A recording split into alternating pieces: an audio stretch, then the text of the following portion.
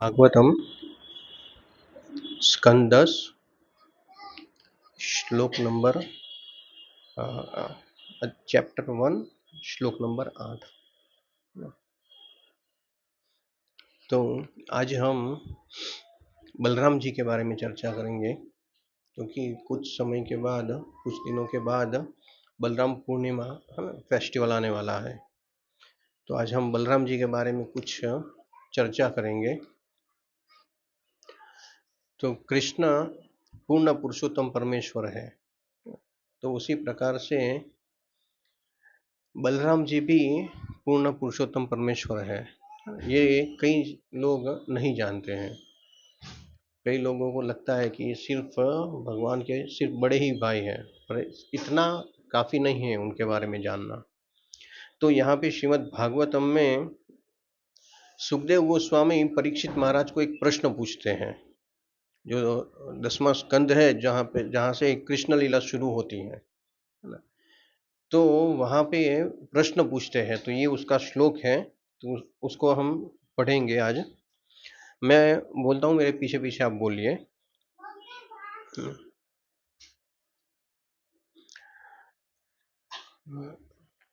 रोहिण्यास्तनय प्रोक्तो राम संकर्षणस्त्वया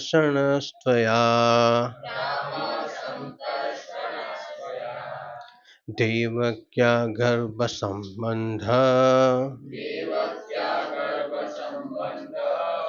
कुतो देहांतर विना।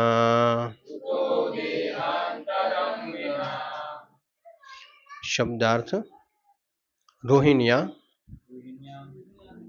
बलदेव की माता रोहिणी देवी का तनय पुत्र, प्रोक्त विख्यात, राम बलराम, संकर्षण, संकर्षण और कोई नहीं बलराम है, जो चतुर्व्यूह संकर्षण, अनिरुद्ध, प्रद्युम्न तथा वासुदेव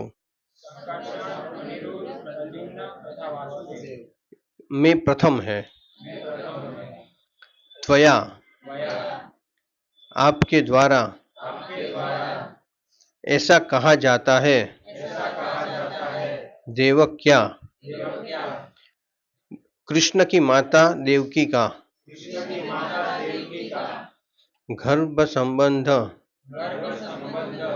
गर्भ संबंधी, कुतः, कैसे, देह अंतरम, शरीर के स्थानांतर के,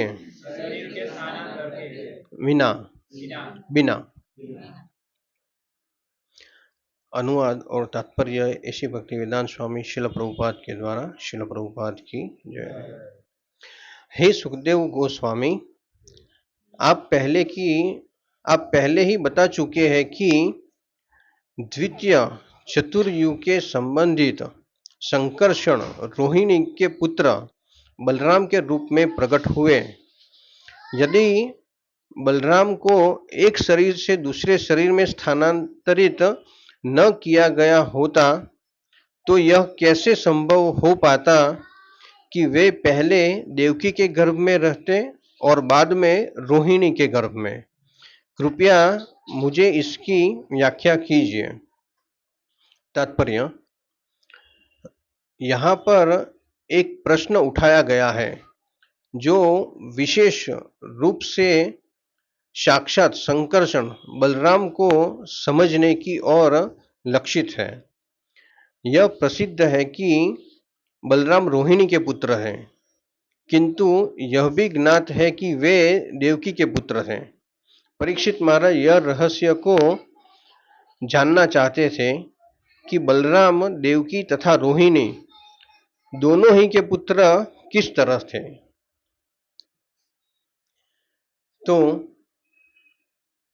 यहाँ पे सुखदेव गोस्वामी परीक्षित महाराज को प्रश्न पूछ रहे हैं, है ना। ऐसे दो प्रश्न पूछे हैं यहाँ पे, एक बलराम जी के बारे में पूछा है और एक कृष्ण के बारे में पूछा है। बलराम जी के बारे में पूछा कि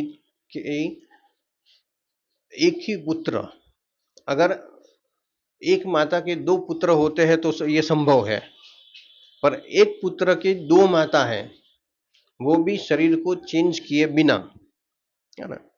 आज हमारी एक माता है, पर हमारा जब ये शरीर छूट जाएगा और हमारा दूसरा जन्म होगा तो हमारी माता कोई और होगी। पर यहाँ पे क्या है कि बलराम जी का शरीर चेंज नहीं हुआ है, फिर भी उनकी दो माताएं कैसे संभव है, तो ये प्रश्न पूछा है। और कृष्ण के बारे में ऐसा पूछते हैं कि मथुरा में जन्म हुआ, तुरंत गोकुल क्यों चले गए। तो आज हम बलराम जी के बारे में चर्चा कर रहे हैं, तो इसीलिए इस श्लोक के बारे में हम देखेंगे कि बलराम किस प्रकार से एक ही बार में दो माता के पुत्र बने। तो जब देवकी के गर्भ में सातवां पुत्र हुआ, है ना, तो सातवें पुत्र के रूप में कौन थे? वो बलराम जी थे। यहाँ पे बलराम जी 7वें नंबर पे आए और कृष्ण कौन से नंबर पे? 8वें नंबर पे। तो इसीलिए क्या है, बलराम जी बड़े हैं, है ना, और कृष्ण छोटे हैं। अब यहाँ पे बता रहे हैं, अगर आप कृष्ण बुक पढ़ेंगे तो उसमें भी आपको जानने को मिलेगा कि जब सातवां गर्भ देवकी के गर्भ में आया बालक, तो क्या हुआ कि कृष्ण ने महामाया को बुलाया, अपनी योग माया को बुलाया, और उसको क्या कहा कि जाओ, क्या कार्य करना है तुम्हें? ये जो सातवां गर्भ है उसको डायरेक्ट ट्रांसफर कर दो रोहिणी के गर्भ में। तो क्या हुआ यहाँ पे, जो बालक था वो एक गर्भ में से दूसरे गर्भ में ट्रांसफर कर दिया गया, चेंज कर दिया गया। तो इसीलिए ये जो देवकी है, जैसे देवकी वसुदेव की पत्नी है, तो उसी तरह से जो रोहिणी है वो भी उनकी पत्नी है, पर वो कहाँ पे रहती है? वो गोकुल में रहते हैं। तो इसीलिए भगवान ने आदेश दिया योग माया को कि इस तरह से तुम ये कार्य करो, स्थानांतर कर दो गर्भ को। और फिर साथ में क्या कहा कि ये जो बालक है ना, वो एक गर्भ में से दूसरे गर्भ में ट्रांसफर हुआ है ना, इसीलिए उसका एक नाम क्या होगा? संकर्षण होगा। ये वहां पे लिखा हुआ है, नाम भी लिखा हुआ है, संकर्षण होगा। और फिर वो जो पुत्र है वो आनंद देने वाला होगा, इसीलिए उसका नाम क्या होगा? राम होगा, जो आनंद में रमता होगा। और वो सबसे शक्तिशाली होगा, इसीलिए उसका एक नाम क्या होगा? बलराम, ये उसका नाम होगा, है ना। तो एनर्जी उनकी जो है वो वैसे स्ट्रांग है ना, बॉडी के हिसाब से भी है और आध्यात्मिक दृष्टि से भी है। तो यहाँ पे आचार्य ऐसी कमेंट करते हैं, है ना, कि जो बड़ा होता है वो नामकरण करता है ना, छोटे का। ऐसा ही होता है ना कि आपका जन्म हो गया तो आपका नाम कौन रखेंगे? जो बड़े हैं वही रखेंगे। तो यहाँ पे कृष्ण ने पहले से ही नामकरण कर दिया, है ना, कि ये जो आने वाले हैं, है ना, जिसका जो पुत्र होगा उसका नाम क्या होगा। तो इस तरह से जो बलराम जी है उनको इस तरह से देवकी का भी पुत्र माना जाता है और रोहिणी का भी पुत्र उनको माना जाता है। तो इसीलिए दोनों के पुत्र है बलराम जी। तो बलराम जी का बहुत ही विशेष योगदान है जो भगवान पूरी तरह से जो लीला करते हैं उसमें, क्योंकि जो बलराम जी है वही रूप में आके सिखाते हैं भगवान की सेवा किस तरह से की जाए। अगर आपको किसी को भी, अगर भगवान की बात ना करें और किसी भी व्यक्ति को भी अगर आपको प्रसन्न करना है, आपको किसी व्यक्ति को, तो आपको क्या करना पड़ता है? उसकी सेवा करनी पड़ती है ना। अगर आप किसी की सेवा करेंगे तो वो व्यक्ति बहुत ही संतुष्ट हो जाएगा, खुश हो जाएगा आपसे। तो उसी प्रकार से भगवान की सेवा, भगवान को भी प्रसन्न करने के लिए उनकी सेवा करनी पड़ती है। तो वो सेवा किस प्रकार से की जाए वो हमें बलराम जी सिखाते हैं। इसीलिए हमें जब तक बलराम जी की कृपा प्राप्त नहीं होती है तब तक बहुत मुश्किल है कि हमें भगवान की प्राप्ति हो। तो इसीलिए जो बलराम है ना, उसको सबसे हर प्रकार से सेवा करते हैं बलराम जी। जैसे यहाँ पे क्या लिखा हुआ है, आप अगर अनुवाद में हमने पढ़ा तो संकर्षण, संकर्षण का मतलब यहाँ पे क्या लिखा हुआ है, जो भाव शब्दार्थ है उसमें संकर्षण और कोई नहीं बलराम है, जो चतुर्यु संकर्षण अनिरुद्ध प्रद्युम्न तथा वासुदेव में प्रथम है, ऐसा लिखा है ना, बताया है। शायद ये आपको बहुत क्लियरली समझ में नहीं आया होगा, पर इसको अगर सरल भाषा में समझे तो सबसे बड़ा जो योगदान है ना बलराम जी का, वो ये पूरी सृष्टि को सर्जन करके उसको पूरी तरह से चलाने का कार्य है। ऐसे आप समझिए कि सबसे जो मूल है ना, जो ईश्वर परम कृष्ण सच्चिदानंद विग्रह अनादि आदि गोविंद सर्व कारण कारण, ये कृष्ण के लिए कहा गया है, सब मूल के कारण है। तो कृष्ण है, तो कृष्ण को जब लीला करनी होती है, जब विस्तार करना होता है, या फिर ऐसा भी समझिए कि जो ये भौतिक सृष्टि का सर्जन करना होता है, तो कृष्ण खुद मेहनत नहीं करते, वो क्या करते हैं, अपना एक एक्सपांशन क्रिएट करते हैं। वो एक्सपांशन कौन है, बलराम जी हैं। दो एक्सपांशन होता है, एक वाम भाग से जो होता है वो भगवान की शक्ति होती है, वो श्रीमती राधा रानी है, और राइट हैंड साइड से भगवान की जो एनर्जी है उसको, वो उसके रूप में भगवान जब अपना एक्सपांशन करते हैं तो वो है बलराम जी। तो फिर बलराम जी आगे चल के एक और विस्तार करते हैं, जो यहाँ पे 4 लिखे हुए हैं। कौन से 4 अभी जो हमने बताए, और वासुदेव, संकर्षण अनिरुद्ध प्रद्युम्न और वासुदेव, ये 4 अलग अलग रूपों में अपना एक्सपांशन बलराम जी करते हैं। और इसमें जो संकर्षण है, ध्यान से समझिए, थोड़ा टेक्निकल है, और उसमें जो संकर्षण है उसमें से फिर एक और एक्सपांशन निकलता है, वो भी संकर्षण अनिरुद्ध प्रद्युम्न और वासुदेव। और उसमें जो संकर्षण है उसमें से महाविष्णु का अवतार होता है, जो महाविष्णु के कारणोदकशाही विष्णु कहा जाता है, जिसको महाविष्णु भी कहा जाता है। क्यों? क्योंकि कारण सागर में वो शयन करते हैं, और फिर क्या होता है, उनकी हर एक रोम रोम में से एक ब्रह्मांड का निर्माण होता है। समझ में आ रहा है? जैसे ठंडी का मौसम होता है ना, अगर आप मुंह खोलते हो तो मुंह में से है ना कुछ निकलता है ना, धुआं निकलता है ना, उसमें कितने छोटे बबल्स होते हैं, है ना, जिसको हम देख भी नहीं पाते। तो उस प्रकार से अनंत कोटि ब्रह्मांड का निर्माण होता है भगवान के हर एक रोम रोम में से। हाथ पे जो बाल दिखते हैं ना, उसमें से पैर, सब जगह पे पूरे शरीर में से ये बालों में से एक ब्रह्मांड क्रिएट होता है। ये कौन करता है? महाविष्णु करते हैं। और ये महाविष्णु कहाँ से आए? संकर्षण में से आए, बलराम जी में से आए। और फिर ये जो महाविष्णु है, उनमें जितने भी अनंत कोटि ब्रह्मांड बने हुए हैं, उस हर एक ब्रह्मांड को चलाने के लिए फिर वो विष्णु का एक और एक्सपांशन होता है उसके अंदर, हर एक ब्रह्मांड के अंदर। और वो कौन होते हैं? गर्भोदकशाही विष्णु।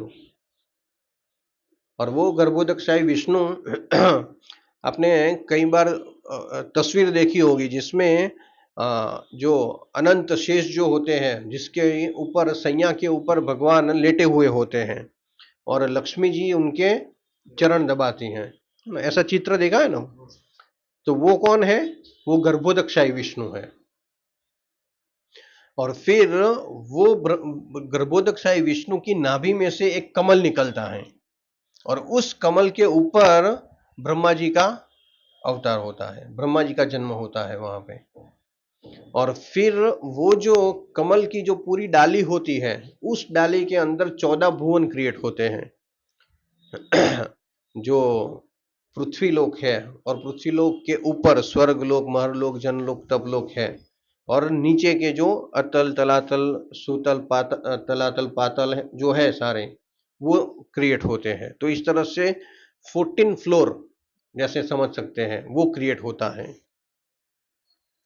और फिर वहीं जो पूरा का पूरा जो प्लेनेटरी सिस्टम जो क्रिएट हुआ है ना, वो कहां से? गर्भोदकशाही विष्णु की नाभि में से वो कमल निकला, वहां पे है।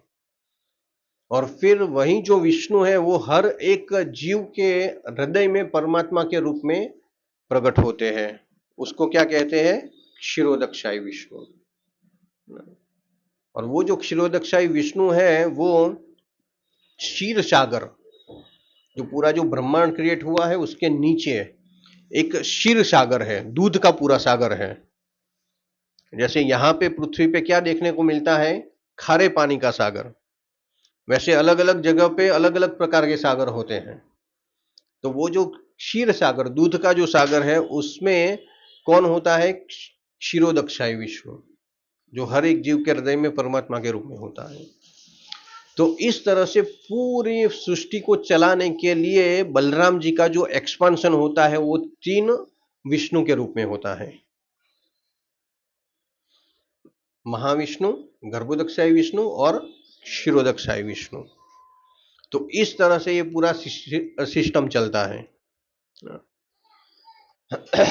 तो ये 3 प्रकार से बलराम जी भगवान की सेवा करते हैं भौतिक सृष्टि का निर्माण करने के लिए। और फिर भगवान संकर्षण के रूप में भगवान की सेवा करते हैं। जब भगवान को सोना होता है ना, तो वो अनंत शेष बन जाते हैं और उस तरह से भगवान की सेवा करते हैं। तो बलराम जी अलग अलग रूप में भगवान की अलग अलग प्रकार से सेवा करते हैं। उसका उद्देश्य क्या है कि हर एक जीव को भगवान को किस प्रकार से सेवा की जाए वो सिखाया जाए।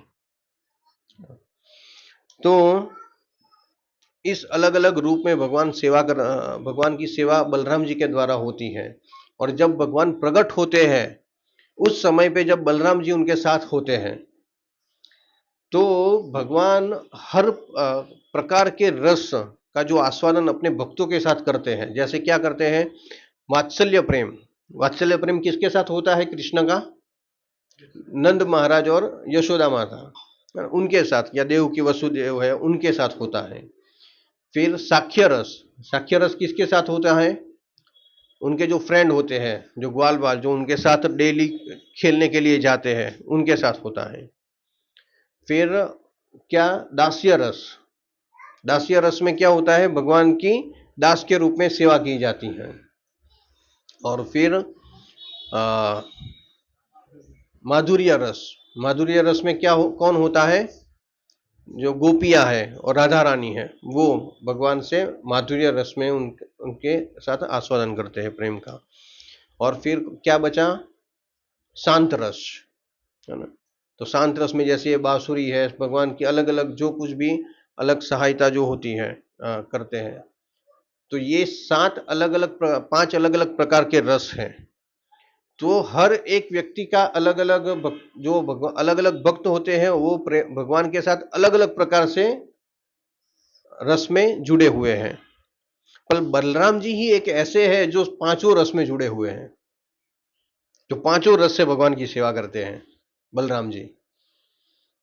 जैसे अगर शांत रस है तो क्या होता है? शांत रस में बलराम जी किस प्रकार के से सेवा करते हैं? भगवान की सेवा के लिए जो कोई चीज की आवश्यकता होती है वो हर एक चीज में बलराम जी अपना एक्सपांशन करते हैं। जैसे ये मृदंग है, करताल है, या फिर भगवान कोई जो पैराफिनेलिया होता है आरती करने के लिए, वो जो कुछ भी चीजें भगवान की सेवा में यूज होती है उसको बलराम जी का एक्सपांशन माना जाता है।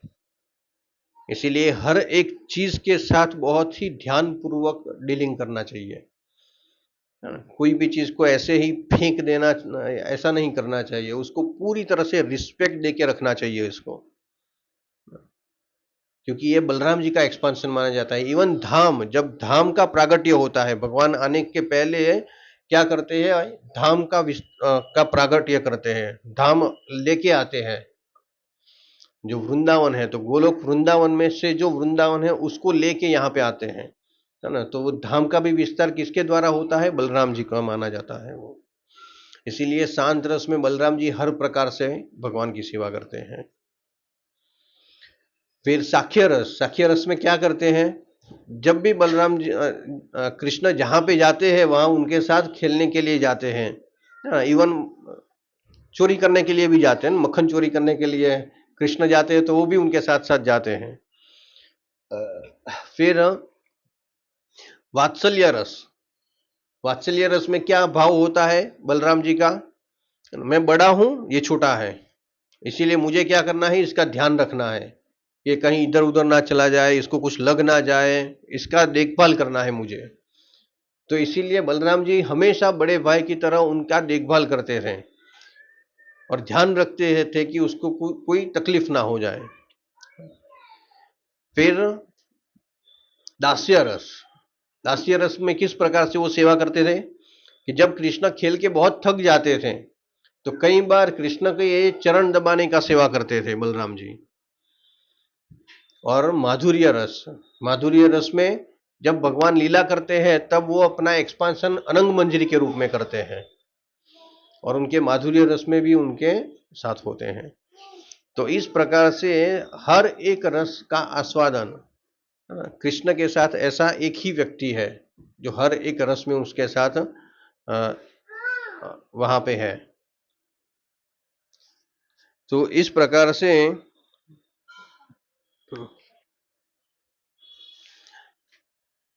जो कृष्ण है वो पूर्ण अवतारी है, पर उनका जो एक्सपांशन होता है, जैसे आप देखेंगे जो दशा अवतार स्तोत्र है ना, दशा अवतार स्तोत्र में क्या बताया गया है बलराम जी के बारे में, कौन सा सेंटेंस है, कोई बता सकता है? हाँ, वहसी वपुसी,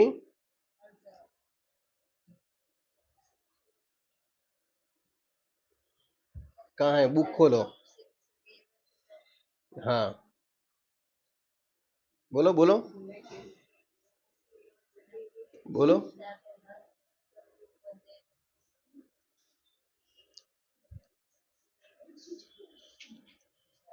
मिला नहीं मिला?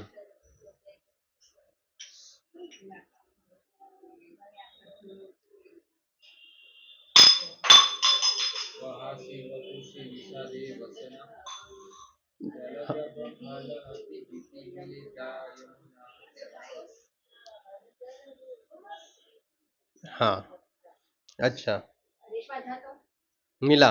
हाँ, वहसी वपुसी विशदे वसनम जलदाभम हल हिति भीति मिलित यमुनाभम केशवद्वीत हलधर रूप। तो यहाँ पे हलधर के बारे में लिखा हुआ है, कृष्ण के बारे में नहीं लिखा हुआ है। क्यों? क्योंकि कृष्ण जो है वो मूल अवतारी है। लास्ट में बता दिया कि जितने भी अवतार होते हैं वो क्या है, केशव द्वित। तो केशव जो कृष्ण है उसमें से ये सारे के सारे अवतार आते हैं। तो कृष्ण मूल अवतारी है। अगर उनका स्वरूप देखेंगे, उनको पकड़ो दोनों को, है ना। तो केश तो क्या था, मूल अवतारी, कृष्ण मूल अवतारी है। तो कृष्ण का जो स्वरूप है वो बताया गया है कि जैसे सर पे जो मोर पंख धारण करते हैं, पीतांबर पहनते हैं, मुरली हाथ में पकड़ते हैं, तो ये कृष्ण का स्वरूप है। जो मूल स्वरूप अवतारी जिसको कहा जाता है ना। और उसमें से जो एक्सपांशन होता है, अलग अलग अंश और अंशों के अवतार जिसको कहा जाता है, वो सारे के सारे यहाँ पे 10 अवतारों का वर्णन है, जिसमें साथ में आता है बलराम जी का भी वर्णन, कि बलराम जी के लिए क्या कहा गया है यहाँ पे, जो हल लेके चलते हैं, है ना, क्या कहा है, जो जिनका शरीर कैसा है, सफेद है ना। जैसे आप देखेंगे कि ये कृष्ण और बलराम में ये एक ही फर्क है, तत्व के रूप से दोनों एक जैसे हैं, पर रूप में दोनों अलग अलग हैं। कृष्ण का, बलराम जी का रूप कैसा है, जैसा दूध, दूध में जब फीण आता है ना, और ऊपर जो पूरी तरह से जो छा जाता है, उसका जो कलर होता है व्हाइट, वैसा कलर बलराम जी का है। और कृष्ण का कलर पूरा घना बादल, जो पानी से पूरी तरह से भरा हुआ हो, ऐसा जो बादल है, वो कृष्ण का कलर है। तो दोनों के कलर में ही अंतर है, तत्व के हिसाब से दोनों एक समान है। तो यहां पे क्या बताया हुआ है कि उनका जो शरीर है वो कैसा है, सफेद है, और नीले बादलों के समान उनके वस्त्र है। और उन्होंने क्या किया है, यमुना यमुना जी ने उनको रिस्पेक्ट नहीं दिया एक बार, है ना। एक बार क्या हुआ था, जब कृष्ण और बलराम दोनों चले गए, वृंदावन से चले गए मथुरा, मथुरा से लौट के वो वापिस नहीं आए, तो एक बार सिर्फ बलराम जी आए थे व्रज में, चलो मैं सब लोगों को मिल के जाता हूँ। बलराम जी आए व्रज में मिलने के लिए, और उस समय पे जैसे कृष्ण की गोपियां होती हैं, वैसे बलराम जी की भी गोपियां होती हैं, और बलराम जी भी रास करते हैं। तो उनकी जो गोपियां थी, तो उनके साथ, है ना, वो वन में थे, और उन्होंने क्या पिया था, वारुणी पिया हुआ था, है ना, जो शराब नहीं होता है ना। एक बार हुआ था ना कुछ, किसी ने बोल दिया था कि बलराम जी शराब पीते हैं, पर वो शराब नहीं होता है, वो एक ड्रिंक होता है ना। वरुण देव की जो पुत्री है ना, वो वारुणी के रूप में बलराम जी की सेवा करती हैं। तो इसीलिए वो जो वारुणी पिया था, और बलराम जी ने इशारा करके बुलाया यमुना को कि आओ, इधर आओ, है ना, सेवा करने के लिए उनकी, तो उनको यमुना में क्रीड़ा करनी होगी, तो उन्होंने बुलाया। तो यमुना ने कुछ ध्यान नहीं दिया, कि सही में उनको लगा है कि ये तो बोल रहे हैं ऐसे ही, तो उनको गुस्सा आया। उन्होंने क्या किया, अपना हल उठाया, और हल से जोर से यमुना में मारा और खींचा। तो वहां पे क्या हो गया, बहुत सारी शाखाएं पड़ गई यमुना की। उस जगह को रामघाट कहा जाता है। अगर ब्रजमंडल में जाते हैं तो वो वहां पे उस जगह पे जाते हैं सब लोग। वहां पे क्या है कि यमुना बहती है, तो आगे से यमुना जो बहती है वो पूरी तरह से बड़ा, उसका जो हाई विड्थ है वो बड़ा है, पर उसके बाद राम घाट से जब आगे जाती है, तब वो अलग अलग अलग शाखाओं में डिवाइड हो जाती है। तो कहा जाता है कि ये बलराम जी ने हल से खींच के उनका अलग अलग शाखाओं में डिवाइड कर दिया था। तो जब ऐसा किया, तब वो यमुना जी आ गए बलराम जी के चरणों में, और उनको प्रार्थना करने लगे कि नहीं नहीं, मुझसे गलती हो गई, मुझे क्षमा कर दीजिए। तो यहाँ पे दशावतार सूत्र में उसका वर्णन है, हल हिति भीति मिलित यमुना, है ना। तो यमुना को इस तरह से उन्होंने भयभीत कर दिया अपने क्रोध से। तो ऐसे बलराम जी, तो इसीलिए जब भी हमें भगवान की सेवा करनी होती है, तो आवश्यक है कि हमें बलराम जी की कृपा सबसे अधिक चाहिए, तभी हम जाके भगवान की कुछ न कुछ सेवा में जुड़ सकते हैं।